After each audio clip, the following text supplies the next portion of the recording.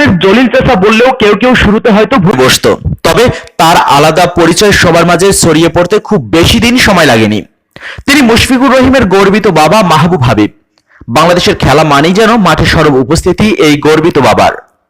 মাঝে মাঝে দেখা যেত বাংলাদেশ জাতীয় ক্রিকেট দলের সাফল্যে অনুপ্রাণিত হয়ে নিজের ছেলে ছাড়াও কপালে চুমু খাচ্ছেন সাকিব মিরাজদের।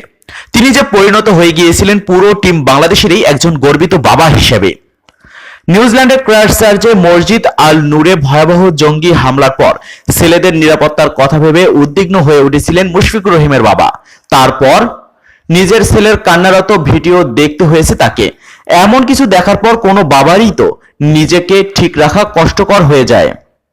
ক্রাইস্টচার্চ হামলার ঘটনার পর দ্রুততার সঙ্গে দেশে ফিরে আসেন বাংলাদেশ জাতীয় ক্রিকেট দলের ক্রিকেটাররা।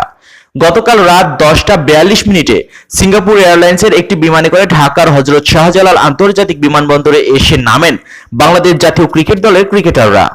সেখানে তাদেরকে বরণ করতে উপস্থিত ছিলেন বিসিবির সভাপতি নাজমুল হাসান পাপন, যুব এবং ক্রীড়া প্রতিমন্ত্রী জাহিদ আহসান রাসেল এবং বিসিবির পরিচালক জালাল ইউনুস ও ক্রিকেটারদের পরিবার পরিজনেরা। স্বাভাবিকভাবেই বিমানবন্দরে উপস্থিত হন মুশফিকুর রহিমের ক্রিকেট পাগল বাবা মাহবুব। ছেলেকে কাছে পেয়ে এই বাবা আবেগে আপ্লুত হয়ে যান খুশিতে আত্মহারা। তার মতো খুশি ওই সময় আর কোনো বাবা হয়েছেন কিনা সন্দেহ। বিমানবন্দরেই মিডিয়ার মুখোমুখি হন মুশফিকুর রহিমের বাবা। সেখানে বেশ উচ্ছ্বসিত দেখা যায় তাকে। তিনি বলেন, আমরা তো এই দেশে, এখানে উচ্চস্বরে কথা বলছি।